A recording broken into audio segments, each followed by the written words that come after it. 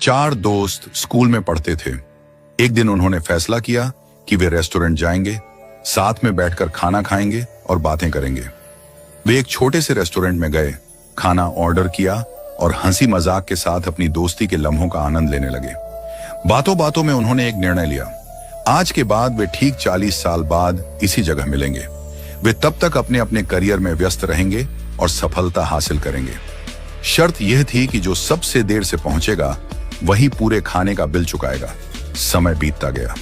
चारों दोस्त अपनी अपनी जिंदगी में आगे बढ़ गए। कोई बिजनेसमैन बना, कोई वकील, कोई जज और कोई अध्यापक। सभी अपने कार्य क्षेत्र में सफलता की ऊंचाइयों को छूने लगे। 40 साल बाद अब वह छोटा सा रेस्टोरेंट एक भव्य 5 स्टार होटल बन चुका था और वहां काम करने वाला एक साधारण वेटर अब उस होटल का मालिक बन चुका था।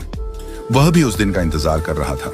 समय आया और पहले एक दोस्त पहुंचा, फिर दूसरा, फिर तीसरा।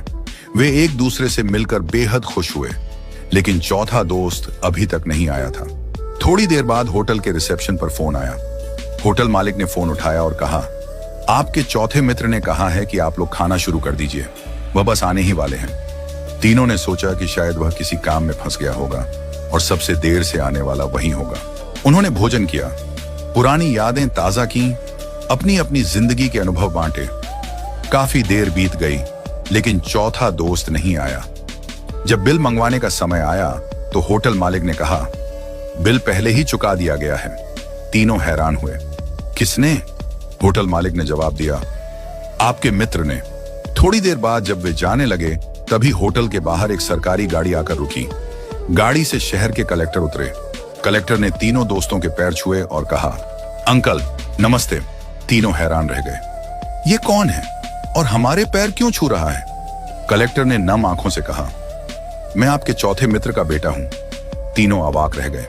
कलेक्टर ने बताया, मेरे पिता ने आप सबसे मिलने का सपना देखा था। वे बचपन से ही इस दिन का इंतजार कर रहे थे, लेकिन 2 महीने पहले कैंसर से उनका निधन हो गया। मरने से पहले उन्होंने मुझसे कहा था कि अगर मैं उस दिन जीवित न रहूं तो तुम मेरी जगह वहां जाना। उन्होंने कहा था, मैं सबसे ज्यादा देर से आऊंगा, इसलिए बिल भी मैं ही चुकाऊंगा। यह सुनकर तीनों दोस्तों की आंखें भर आईं। तीनों दोस्तों को अपने मित्र की मृत्यु का गहरा दुख हुआ, लेकिन उससे भी ज्यादा दुख इस बात का था कि 40 साल तक वे एक दूसरे से नहीं मिले। क्यों इतनी जिद की कि 40 साल इंतजार करना पड़ा?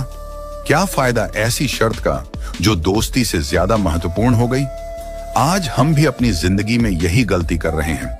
हम अपने परिवार, रिश्तेदारों और दोस्तों से मिलने का समय नहीं निकालते। हम अपने माता